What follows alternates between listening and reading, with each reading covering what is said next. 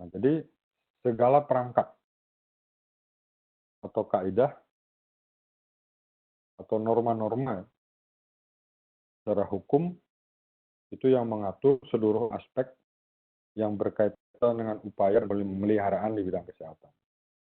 Itu secara generiknya ya, kalau kita lihat kesimpulannya. Nah, bagaimana kedudukan hukum kesehatan dalam hal ini?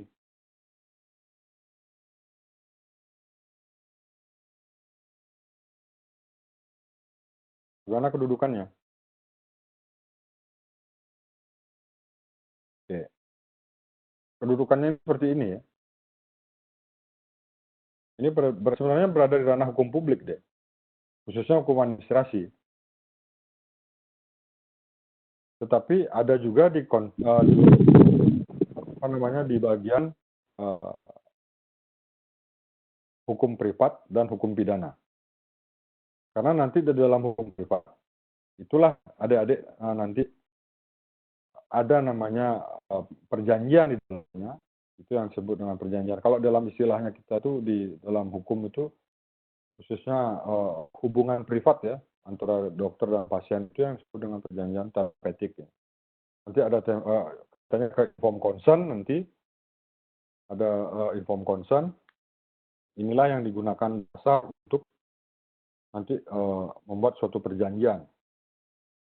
Ya sama saja bentuk perjanjiannya itu diawali dengan 1320 gitu ya, kemudian 1338 gitu. Jadi seperti layaknya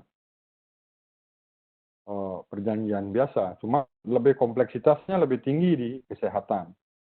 Karena apa? Para pihaknya berbeda.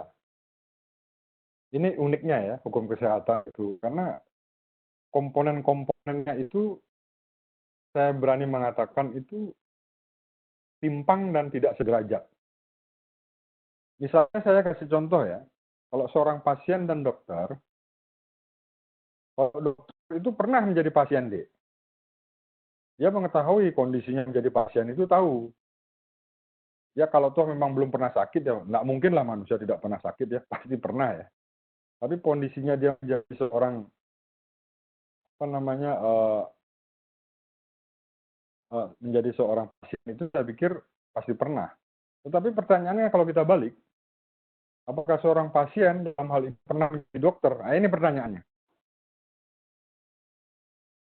Maka kalau saya melihat aspeknya dalam hukum kesehatan ini, sebelum kita masuk ke bagian privat atau pidana atau publiknya, memang sudah dari awal ini sudah ada suatu derajatnya itu sudah berbeda.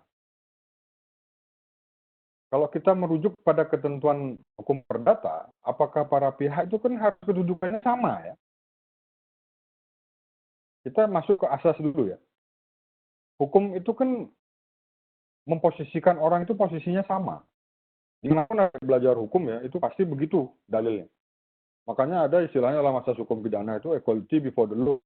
Orang itu sama di kedudukannya di mata hukum itu sama.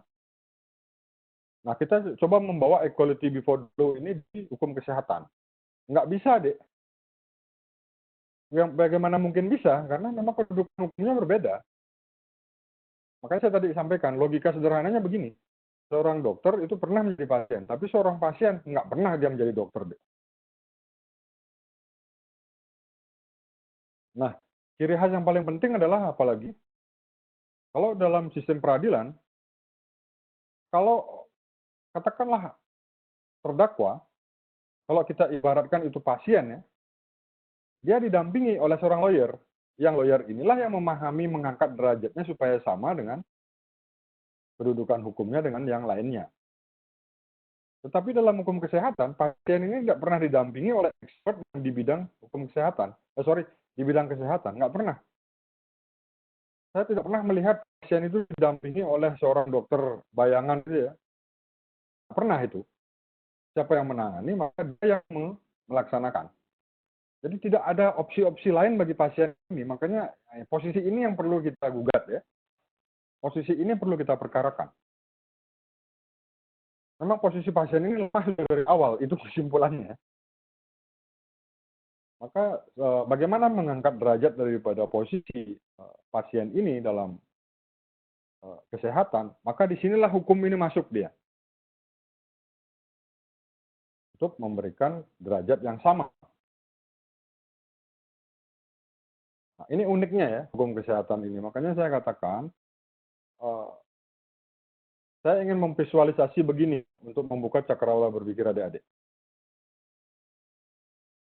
Seorang pasien yang sudah menyepakati ya, misalnya untuk melakukan operasi pembedahan, baik itu bedah ringan maupun bedah berat, pertanyaannya adalah, apakah pasien itu didampingi seperti layaknya seorang terdakwa di pengadilan? Dia didampingi oleh seorang ahli di bidang itu supaya sifatnya netral dan membela kepentingan pasien. Saya tidak pernah melihat deh. Di ruang operasi itu justru masuknya itu tidak boleh sembarangan. Kedua, posisi pasien melakukan pembedahan baik itu berat maupun ringan, dalam prosesnya itu pasti dilakukan dengan metode anestesi. Artinya pasien dalam kondisi tidak sadar, baik tidak sadar sepenuhnya maupun sadar sebagian. Bagaimana dia bisa, nah itu kedua. Yang ketiga, meskipun pasien dalam kondisi sadar, dia dilakukan suatu tindakan medis, apakah dia memahami?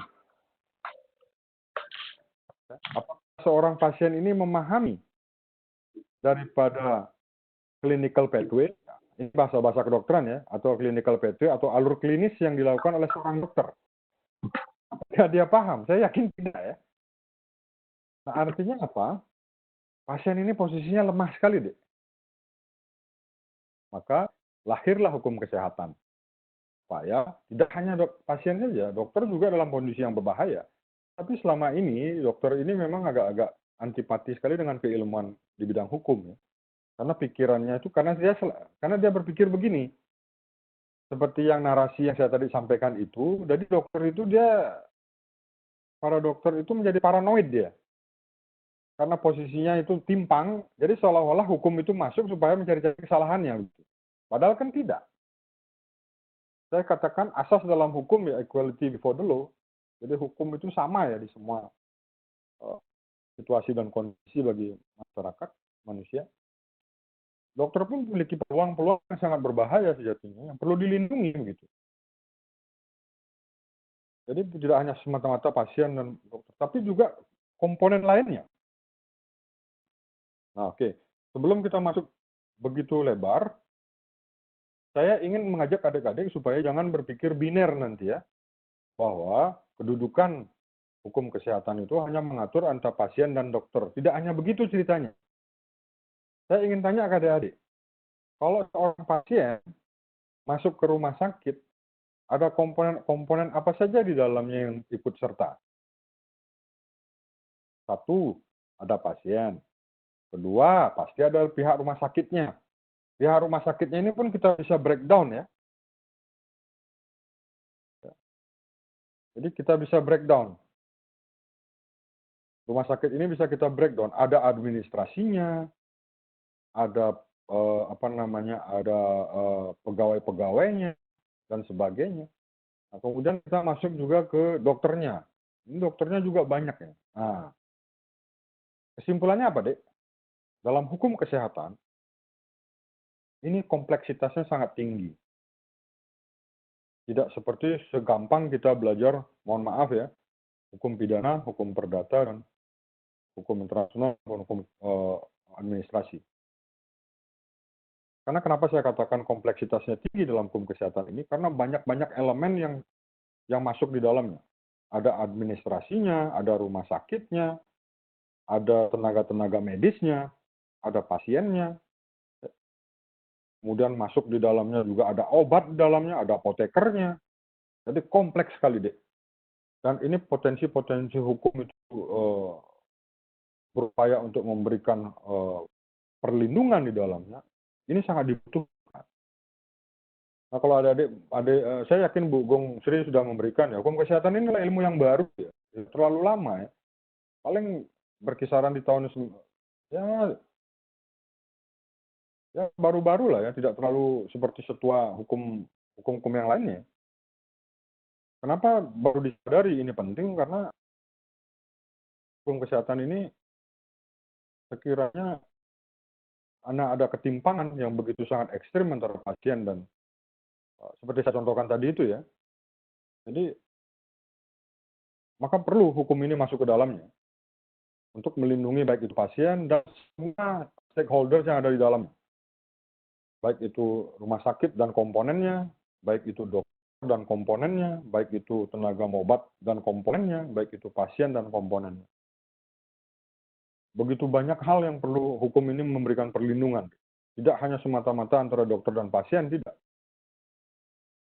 Karena dokter dan pasien ini juga tidak hanya di prakteknya saja dilakukan, bisa di rumah sakit. Maka rumah sakit ini juga masuk ke dalam unsur-unsur itu.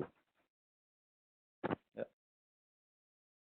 Nah, makanya saya katakan hukum kesehatan ini kompleksitasnya cukup tinggi, dan saya harapkan adik-adik kalau setelah mengambil mata kuliah ini tertarik untuk terinspirasi ya, untuk mengambil skripsi di bidang ini, karena tidak hanya saya katakan di sini, saya yakin PK-PK-nya pasti beraneka ragam. Ada yang PK bisnis, ada yang PK pidana, ada PK pemerintahan, hukum internasional, dan itu semua aspek PK itu sejatinya bisa masuk ke hukum kesehatan ini.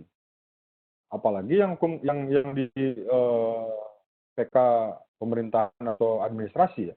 Wah, ini pas benar bisa ketemu saya nanti pembimbingnya kalau adik-adik mengambil mengenai hukum kesehatan publiknya. Nanti saya akan jelaskan pelan-pelan. Saya akan perkenalkan ya secara pelan-pelan. Nah ini ya, jadi itu harus adik-adik pahami dulu, kompleksitasnya sangat tinggi.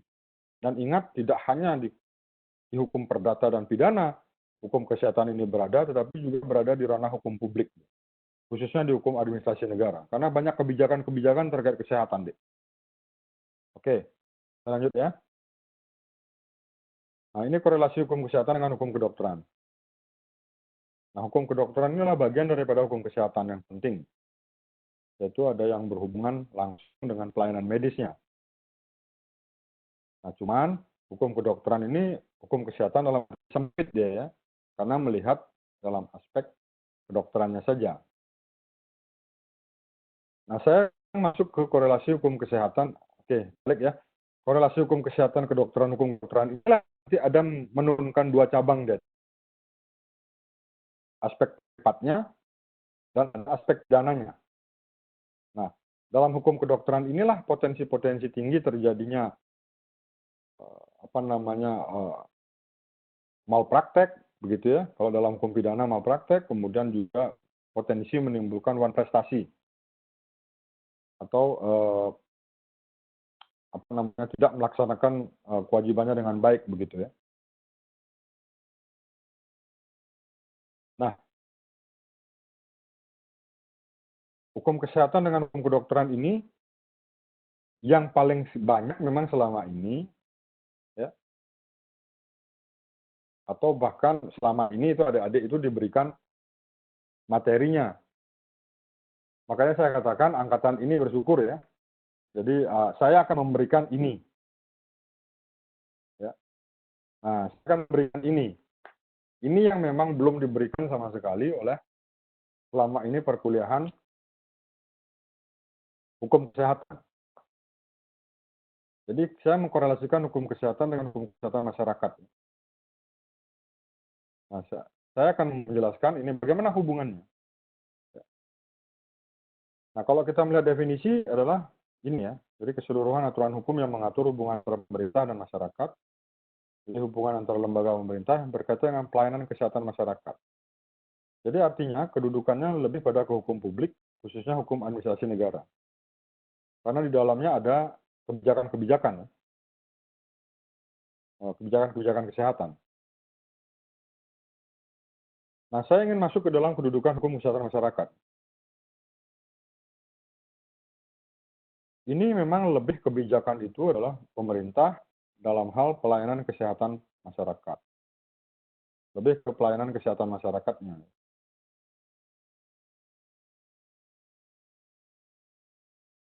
Nah, siapa saja ini sasarannya dalam derajat kesehatan masyarakat ini ya. Ini providernya, penyedianya, ya.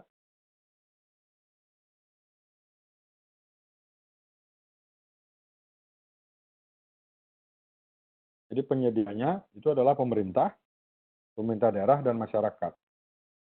Tetapi dalam hal ini, ingat ya, di dalam Undang-Undang Kesehatan, Undang-Undang 36/2009, itu kalau tidak salah pasal 167 ya, bahwa pelayanan kesehatan ini itu dilakukan oleh pemerintah, pemerintah daerah, dan masyarakat. Ya. Jadi providernya itu atau penyedianya itu tidak hanya dari pemerintah daerah, tapi masyarakat juga bisa deh sebagai provider. Ya. Tapi provider utamanya memang to provide memang ini pemerintah dan pemerintah daerah ya, dalam hal ini. Oke, saya lanjut ya. Nah, ini saya kasihkan problem-problem ya dalam kesehatan masyarakat. Ada banyak ya. Jadi bisa adik gunakan acuan. Kalau siapa tahu adik tertarik ya untuk mengangkatnya. Ini ada kebijakan misalnya pemberantasan penyakit menular. Ah, ini yang sedang lagi in kita ya terkait dengan COVID-19 ini. Jadi bagaimana yang kedua itu kewenangan pemerintah dalam mengatur tenaga kesehatan. Nah, kayak begini-begini nanti tema-temanya deh. Ya. Dalam hukum kesehatan publik masyarakat. Jadi ada kebijakan pemerintah yang berhubungan dengan upaya kesehatan masyarakat, kemudian persoalan keamanan pangan, ketahanan kesehatan, ada UKS juga yang masuk, kebijakan kebutuhan dan kesehatan dan sebagainya. Nah, selama ini memang hal-hal ini nih memang lemah kita ya. Makanya seperti saat ini wabah COVID-19 ini kita sedikit kewalahan. Karena memang hukum kesehatan selama ini lebih asik itu bermain di ranah perdata dan pidana. Ya. Jarang sekali masuk ke dalam konten mengenai kebijakan-kebijakannya. Nah, sekarang kita harus melihat nih Indonesia ya, bahkan juga seluruh stakeholders, para penggiat hukum supaya mulai melirik dan mulai aware bahwa kesehatan masyarakat ini penting. Bagaimana membuat kebijakan-kebijakan. Nah, kita aja sampai sekarang masih bingung ya, di lockdown, PSBB, atau karantina wilayah secara mandiri atau gimana, masih bingung kita. Kenapa? Kita memang tidak terlatih dan tidak terlalu serius menggarap dalam konteks ini. Oke, sampai di sana jelas ya? Jelas, Pak. Oke. Nanti sambil jalan kita adakan tanya jawab nanti. Oke, saya lanjut ya. Nah, saya ingin masuk ke hakikat dan fungsi hukum kesehatan. Secara hakikat dan fungsi, ini adalah penerapan dalam aspek hukum perdata, hukum pidana, dan hukum administrasi negara. Saya ingin menambahkan sejatinya, ini bisa dalam aspek juga hukum internasional. Seperti kita gunakan contoh pandemik ini ya, COVID-19. Bisa saja masuk dalam perspektif hukum internasional.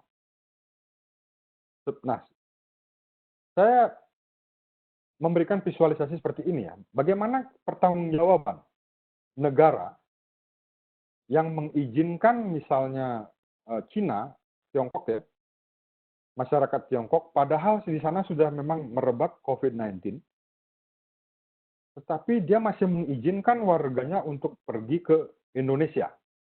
Ini sudah terjadi lintas negara. Kemudian karena kelalaian daripada negara Tiongkok untuk mengkarantina warga negaranya, kemudian dia menularkan virus tersebut di Indonesia. Apakah ini bisa diperkarakan atau disengketakan? Nah, ini kan menjadi menarik ya. Nah, makanya saya bilang ini aspeknya tidak hanya aspek hukum perdatanya, pidananya, administrasi negaranya, tapi juga bisa ke lintas negara. Maka aspek hukum internasional juga masuk. Nah, bagaimana pertanggungjawabannya itu? Bagaimana kemudian penyelesaiannya itu? Secara apa itu? Karena walau bagaimana itu kan memberikan kondisi darurat bahaya bagi negara yang dikunjungi. Nah, selama ini belum dibahas ke arah sana. Mungkin nanti setelah COVID-19 ini sudah mereda ya, saya berkeyakinan keributan yang terjadi adalah saling menyalahkan antara negara satu dengan negara yang lain. Kegagalan daripada negara masing-masing untuk mengantisipasi penyebaran ini secara masif ya, sehingga menyebabkan timbulnya menjadi pandemik. Yang dari epidemi ya, jadi epidemi itu di Cina, Tiongkok saja, kemudian menjadi pandemik ke seluruh dunia. Bahkan tidak ada negara yang lolos dari virus ini. Kok bisa gitu ya? Bukankah, pertanyaan saya adalah, bukankah itu pertama kali ditemukan di Tiongkok tahun 2019, Desember kalau nggak salah ya. Tapi kok begitu cepatnya bisa beredar menjadi sebuah pandemik yang mengakibatkan menjadi wabah global. WHO ya pertama kali itu dengan PD-nya mengatakan ini belum menjadi pandemik, masih menjadi epidemi. Masih lokal ya. Tetapi saya berkeyakinan, saya sudah menyampaikan itu di Bali TV sebelum Bali ada ODP ya. Kalau nggak salah di awal Maret saya diundang oleh Bali TV untuk berbicara ini. Saya sudah share juga di grup itu, wawancara saya, live saya ya, dengan Bali TV. Saya sudah katakan, kalau begini ceritanya, saya berkeyakinan WHO pasti akan menetapkan nanti akan menjadi pandemik. Karena terlalu campah kita ya. Jadi kita terlalu mengabaikan segala sesuatu. Akhirnya benar kan begini jadinya. Nah, kita kewalahan, apa yang kita terapkan dan sebagainya. Dan ini tidak hanya mempengaruhi dalam aspek kesehatan, tapi ekonomi juga. Nah, jadi kesehatan ini menjadi poin penting ya, yang sangat mempengaruhi terhadap kehidupan manusia. Karena dari sehat itulah orang bisa bekerja ya, dan ekonominya lancar. Ya, percuma duitnya banyak, kalau sakit-sakitan percuma deh. Makanya ini menjadi garda utama, seharusnya kesehatan ini menjadi hal yang serius dibahas oleh negara. Oke, ini ya hakikat dan fungsinya itu adalah penerapan hukum perdata, pidana, dan administrasi negara. Saya tambahkan hukum internasional. Karena tadi itu saya sampaikan begitu kejadiannya. Apalagi dengan sengaja dia menularkan. Nah, itu gimana ceritanya? Misalnya ada negara tertentu itu dia mengetahui dirinya potensi untuk menularkan. Apalagi dia sempat kontak dengan suspek ya. Tetapi dia nekat datang ke, nah itu kan kategorinya sudah sengaja ya. Kemudian dia masuk ke negara Indonesia, katakanlah dari Tiongkok atau dari mana, dia datang ke Indonesia dengan diam-diam tidak menyampaikan. Nah, itu bagaimana itu hukum itu berjalan di sana, bergerak di sana untuk menyelamatkan. Nah, itu problematisnya ya, saya perkenalkan dulu ke adik-adik problematisnya. Nah, ini fungsi hukum kesehatan ya. Ada 5 fungsi mendasar. Itu pertama pemberian hak, itu sudah pasti. Karena di konstitusi kita pun, kesehatan itu adalah hak yang sangat fundamental. Maka bahasa konstitusi pun jelas mengatakan bahwa setiap orang itu berhak untuk sehat, lingkungan yang sehat. Ini hak yang melekat. Dan konstitusi menjamin itu. Yang kedua itu adalah penyediaan perlindungan. Hukum kesehatan ini memberikan perlindungan. Yang perlu saya garis bawahi adalah perlindungan di sini tidak hanya semata-mata pasien, tetapi perlindungan hukum yang diberikan juga kepada seluruh elemen yang ada di dalamnya, seperti yang saya sampaikan di awal. Itu ada pasien, ada rumah sakit beserta jajarannya, ya, ada dokter beserta jajarannya, ada apoteker, obat ya, farmasi beserta jajarannya, ada alkes ya, alat kesehatan beserta jajarannya. Nah, inilah pentingnya hukum kesehatan ini melindungi mereka semua. Ini tidak hanya hubungan antara pasien dan dokter ini ya, perlindungannya tidak. Makanya adik-adik yang nanti tertarik untuk mengangkat skripsi di bidang hukum kesehatan, perlindungannya diluaskan sedikit ya. Jangan hanya hubungannya hanya itu aja antara pasien dan dokter gitu ya. Saya bosan jadinya. Coba diluaskan. Jadi misalnya dari aspek apanya gitu ya, administrasi kesehatannya gitu misalnya. Jadi perlindungan administrasi kesehatan atau perlindungan pasien, misalnya perlindungan identitas Nah, itu kan udah masuk ke aspek lain ya. Atau perlindungan terhadap sekarang misalnya saya lihat di TV kemarin kalau nggak salah ada yang memberikan testimoni ya, seorang office boy di rumah sakit itu tetap melaksanakan tugasnya sehari-hari di tengah wabah COVID-19 ini. Nah, ini bagaimana perlindungannya? Jangan hanya terpaku kepada perlindungan terhadap pasien dan dokter begitu ya. Jangan terpaku begitu saja. Banyak deh hal yang bisa karena memang kompleksitas daripada hukum kesehatan ini sangat-sangat problemnya banyak sekali ya. Nah, ketiga itulah peningkatan kesehatan. Jadi fungsinya untuk meningkatkan kesehatan secara paripurna. Nah, kemudian ada pembiayaannya juga. Nah, ada juga penilaian terhadap kuantitas dan kualitas dalam pemeliharaan kesehatan. Ini 5 fungsinya ya. Dasar menurut Jayasuriya ini, saya kutip pemikiran beliau. Meskipun banyak hal juga seharusnya yang fungsinya hukum kesehatan ini ya. Jadi saya masukkan untuk memberikan, mengeluarkan kebijakan-kebijakan dalam upaya peningkatan derajat kesehatan. Nah, ini nggak masuk ini, karena memang kayaknya si Jayasuriya ini dia pahamnya hukum kesehatan secara perdata dan pidana saja, tapi dia tidak memasukkan dalam konteks publiknya. Kebijakan-kebijakan di sini nggak masuk dia. Saya tambahkan itu ya. Fungsi hukum kesehatan ini adalah untuk to provide policy ya. Jadi bagaimana untuk menyediakan kebijakan-kebijakan yang baik supaya kesehatan supaya derajat kesehatan masyarakat itu menjadi paripurna. Oke. Nah, kemudian saya masuk ke subjek dan objek hukum kesehatan. Ya. Kalau berbicara mengenai subjeknya ini tentang siapa gitu ya. Itu ada pribadi, person, ada badan hukum, privat. Nah, saya pikir subjeknya ini sudah bisa mewakili daripada semuanya. Kalau pribadi, person ya bisa itu dokter secara pribadi, bisa dokter juga secara lembaga. Begitu juga misalnya perawat yang ada di rumah sakit secara person atau rumah sakitnya secara lembaga, badan hukumnya gitu. Nah, jadi ada dua hal ini subjeknya ya, ada person dan ada secara privat. Nah, publik ini objeknya. Jadi mencakup segala aspek yang berkaitan dengan pemeliharaan kesehatan. Jadi objeknya itu ya publik begitu ya. Kalau subjeknya itu ada perseorangan dan badan hukum, tapi kalau objeknya itu sudah jelas untuk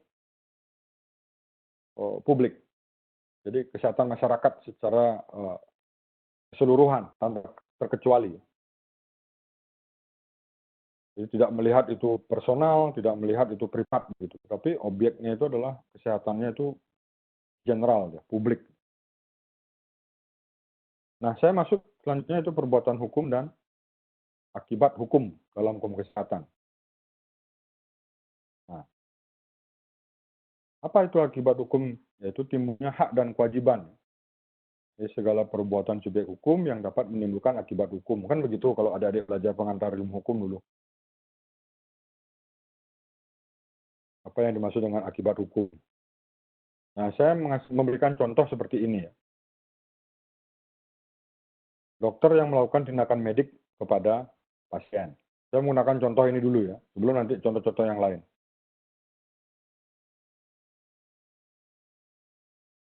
Nah, untuk materi selanjutnya, saya memberikan tugas ini ya. Tidak perlu dikumpul ya, oret-oret aja nggak apa-apa itu. Untuk bekal adik. Nah, saya ingin adik-adik semuanya menginventarisir contoh-contoh terkait perbuatan hukum serta akibat hukum dalam hukum kesehatan. Nanti buatkan juga dasar hukumnya. Nanti di sana nanti salah satunya masuk nanti terapeutik, informed consent dan sebagainya. Nah, dari sana baru nanti akan masuk. Baru di sana saya akan masuk nanti ke aspek perdatanya, kemudian ke aspek pidananya, akibat hukumnya, misalnya perbuatan hukumnya malpraktek begitu, apa akibat hukumnya. Kalau secara perdata itu misalnya secara petik yang menjadi fokusan, kemudian bagaimana perbuatan hukumnya, akibat hukumnya apa. Dan saya nanti juga akan masuk ke ranah hukum publiknya, hukum kesehatan masyarakatnya, perbuatan hukumnya apa, dan akibat hukumnya apa. Nah, saya ingin adik-adik memberikan contoh perbuatan hukum serta akibat hukum dalam hukum kesehatan, beserta dasar hukumnya, dalam ketiga aspek itu ya, baik dalam hukum privat, hukum pidana, dan hukum publik atau administrasi, mengenai kebijakan-kebijakan. Saya kasih contoh misalnya, terkait dengan hukum kesehatan, kebijakan hukum kesehatan ya, masyarakat. Misalnya, lahirnya kebijakan mengenai Kepres 12 tahun 2020, itu mengenai apa itu? Pernyataan darurat kebencanaan ya. Nah, ini kan menjadi polemik saat ini ya, secara kebijakan secara publik. Yang menjadi isu paling penting adalah apakah Kepres ini menjadikan COVID-19 ini menjadi sesuatu force majeure.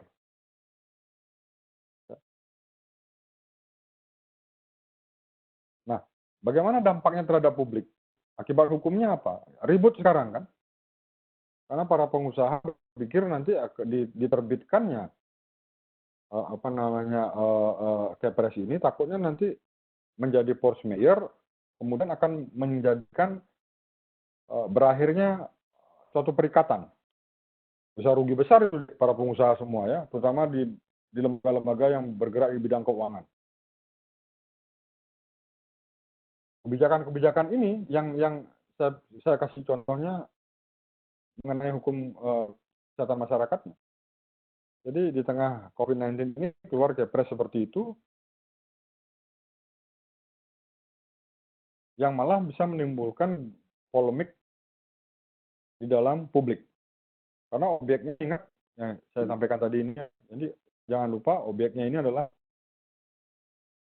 hukum kesehatan ini adalah publik. Kalau masalah secara person, ya, dalam hukum perdata dan hukum pidana, saya pikir gampang tugas ini ya. Saya pikir gampang tugas ini. Jadi tidak terlalu sulit lah ya. Kalau mencari contoh di hukum perdata dan hukum pidana, banyak ya. Perbuatan hukum, misalnya apa itu, cedera janji atau apa sebagainya. Kemudian akibat hukumnya apa?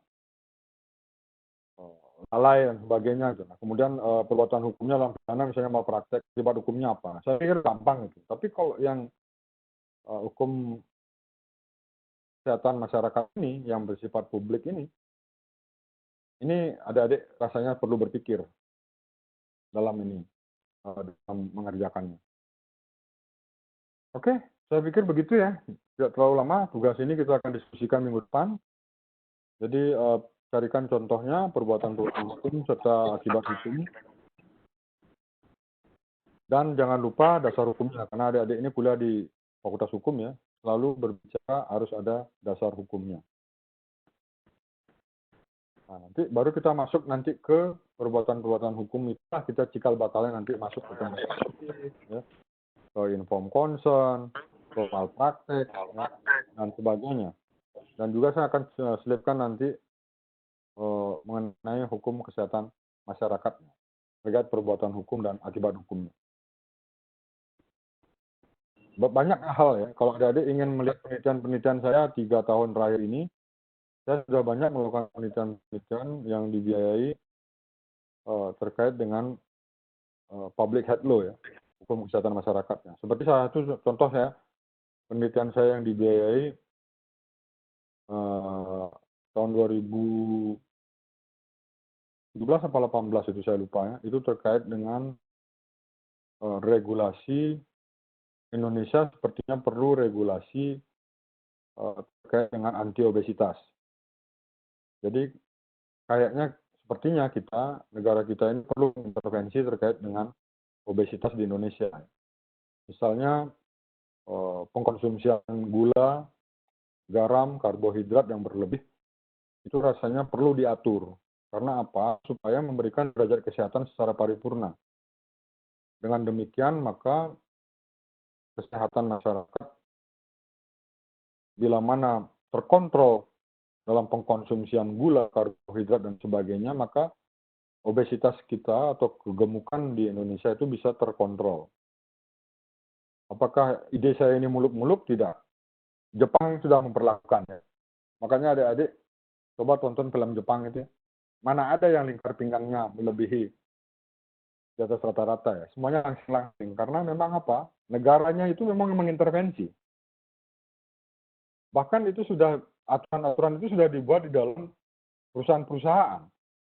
Kalau misalnya ada karyawannya yang lingkar pinggangnya lebih dari ketentuan pemerintah, maka dia harus segera menurunkannya dengan direhabilitasi. Begitunya, Dek. Makanya saya katakan, kalau mau sehat negara kita, maka perkuat di dalam ranah publik ini. Ya. Sebab kalau demikian, saya berpikir begini ya, kalau orang sakit itu pasti ya. Nggak ada orang sehat, immortal, abadi itu nggak ada. Mortality itu abadi itu nggak ada ya, nggak pernah sakit, nggak mungkin. Tapi paling tidak kesehatannya dapat terjaga, maka saya pikir kalau kesehatan masyarakat secara general itu terjaga dengan baik, dengan pemerintah itu mengintervensi kesehatan masyarakatnya, maka dengan budaya sehat seperti itu, ya, dengan budaya sehat, maka saya berkeyakinan kan potensi untuk orang-orang sakit itu menjadi berkurang. Otomatis malpraktek dan sebagainya itu kecil kemungkinan terjadi. Nah, makanya saya makanya dalam Undang-Undang Kesehatan ya, coba baca itu di Undang-Undang 36 tahun 2009, dasar hukumnya, itu layanan kesehatan itu kan ada 4 deh ya. Itu di tataran promotif, preventif, kemudian kuratif, rehabilitatif. Nah, di promotif preventif inilah hukum kesehatan masyarakat itu masuk dia.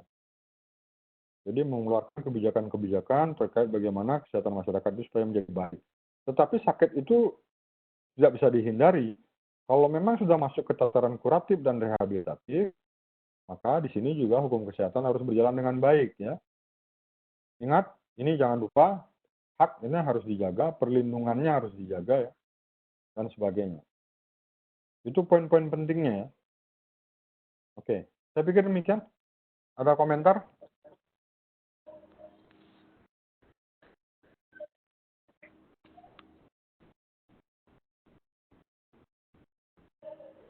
Ada komentar dari materi yang barusan?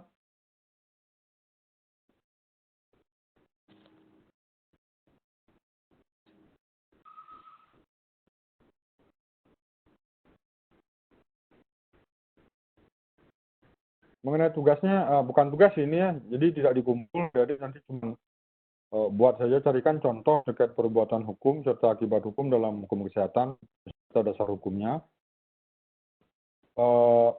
Itu mengenai 3 aspek itu. Aspek hukum perbuatannya, pidananya, dan aspek hukum publiknya, administrasinya, kebijakan-kebijakan. Cari sebanyak-banyaknya ya.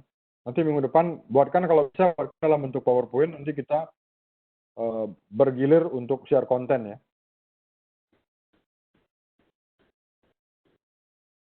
Saya mau memberikan tugas ini dalam upaya apa? Supaya adik-adik lihai dan sejak dini sudah mencari isu hukum. Siapa tahu nanti ada terinspirasi nyangkut ya, itu menjadi skripsi nanti. Supaya tidak skripsinya tidak begitu-begitu aja judulnya, Dek. Jadi supaya hasanahnya lebih banyak lah ya. Makanya saya menghimbau dari berapa ini jumlahnya? Partisipannya sudah berapa ini? Sebentar saya cek dulu. Oke, sudah 54 ya partisipan. Sudah 54 partisipan. Saya harapkan paling tidak nanti ada yang terinspirasi begitu ya. Siapa tahu nanti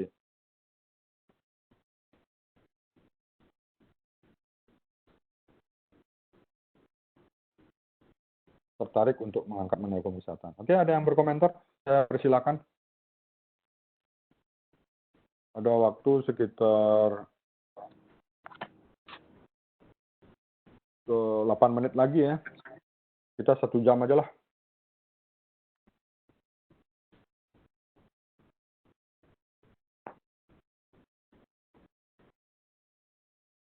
Nah, jadi untuk aspek hukum perdatanya, jangan lupakan itu adalah aspek-aspek yang terkait di dalamnya perjanjian.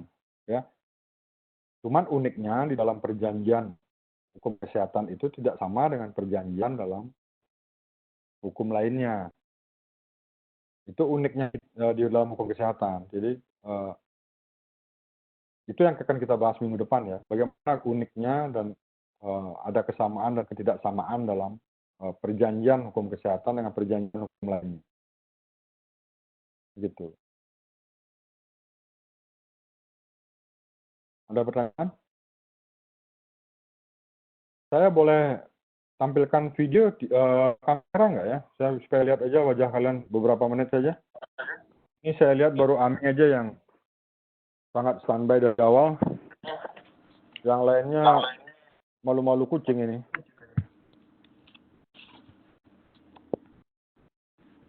Sebentar aja lah ya. Maaf Bapak, kamera depan saya, kamera handphone saya lagi rusak kebetulan. Oh, oke. Oke, coba yang bisa ini. Untuk memastikan aja, nanti takutnya lagi ngorok dia ya, tapi aktif tapi ngorok gitu. Bahaya. Bentar Pak, itu recording Pak.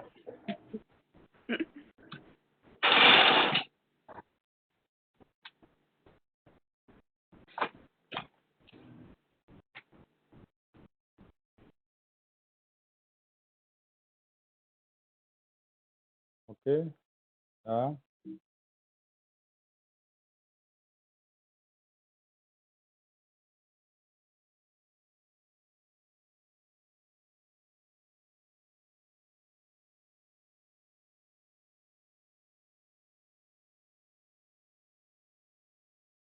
Oke.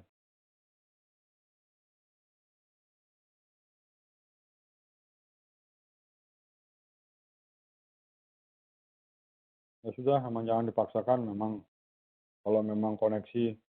Tapi saya ingin melihat lah bahwa adik-adik standby semua tadi. Oke.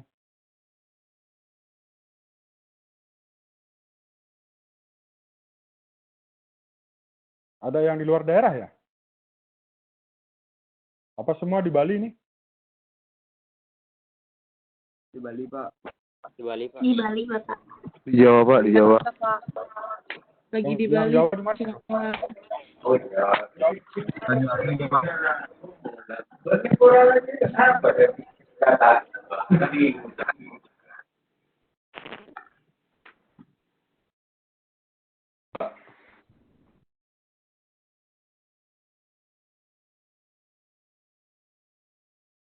Aman kan ya?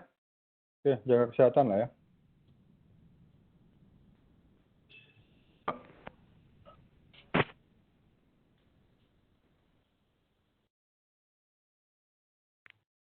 Oke, ini saya rekam ya. Memang saya record. Supaya untuk notulensi perkuliahan kita hari ini. Jadi meskipun jarang-jarang kita kuliah, tapi paling tidak kita pernah bertemu lah ya, meskipun di media daring. Oke, saya lihat ini memang koneksi kalian mungkin atau bagaimana. Saya tidak memaksakan. Tapi sekian dulu ini. Ada pertanyaan, mungkin ada komentar. Silakan. Belum kita akhiri. Saya upayakan nanti perkuliahan selanjutnya sesuai dengan jam ya. Adik, Korti tolong Kortinya mana sih? Coba. Raise hand. Korti mana ya? Coba tangannya diangkat. Maksudnya pakai sistem.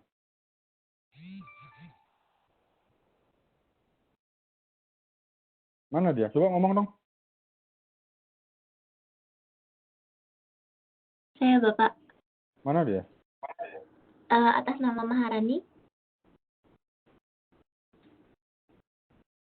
Oh ya. Lastrisha.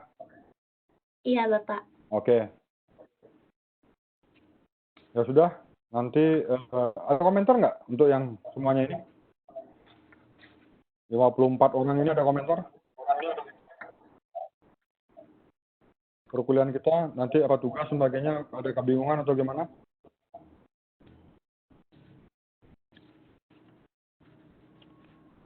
Bisa dipahami ya? Kita ketemu minggu depan ya? Bisa, Bapak. Oke. Bisa, Pak. Ya buat aja lah apa yang semaksimal. Nanti saya bantu lah. Masalah nilai yang khawatir. Baik, Jadi, Pak. ini. Baik, Pak. Terima kasih. Pak, nggih Pak. Sukses semua. Terima kasih, Bapak.